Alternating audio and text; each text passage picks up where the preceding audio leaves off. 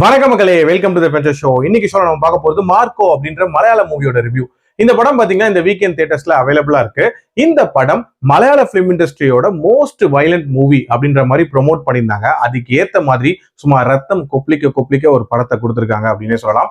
இந்த படத்தோட ஹீரோவான மார்க்கோ இவர் ஒரு மிகப்பெரிய கோல்ட் சிண்டிகேட் ஃபேமிலியை சார்ந்தவர் அப்படின்னே சொல்லலாம். இவங்க அண்ணனான சித்திக் அந்த சிண்டிகேட்டோட ஒரு முக்கியமான மெம்பர் அப்படின்ற மாதிரி காட்டுறாங்க.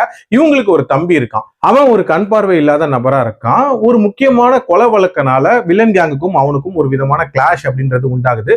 வில்லன் கேங் அவனை ரொம்ப கொடூரமான முறையில ஒரு ஆசிட்ல முக்கி கொலை பண்றாங்க. அந்த கொலைக்கு பழி வாங்கணும் அப்படின்றதுக்காக மார்க்கோ உள்ள இறங்குறாரு.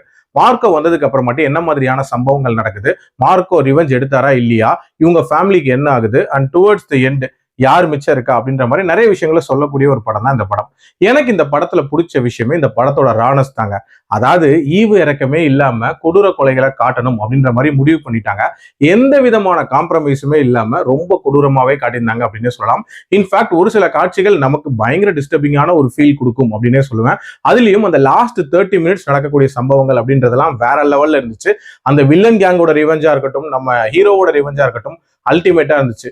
முக்கியமான கிரெடிட் இந்த படத்துக்கு கண்டிப்பா ஸ்டன் கொரியோகிராஃபிக்கு கொடுத்தே ஆகணும். ரொம்ப ரொம்ப ஒரு தரமான ஒரு ஒர்க்.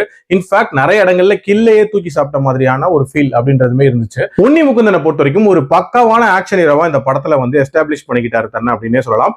இன்ஃபேக்ட் ரொம்ப ரொம்ப பிசிக்கலி டிமாண்டிங்கான ஒரு ரோல் நீட்டா பண்ணியிருந்தாரு. அதாவது இந்த ஆள் எல்லாரையும் அடிப்பாண்டா அப்படின்ற மாதிரியான ஒரு கான்பிடன்ஸ் ஆடியன்ஸ்க்கு வரணும்ல, அந்த கான்பிடன்ஸை ரொம்பவே சூப்பரா கொடுத்திருந்தாரு அப்படின்னே சொல்லலாம்.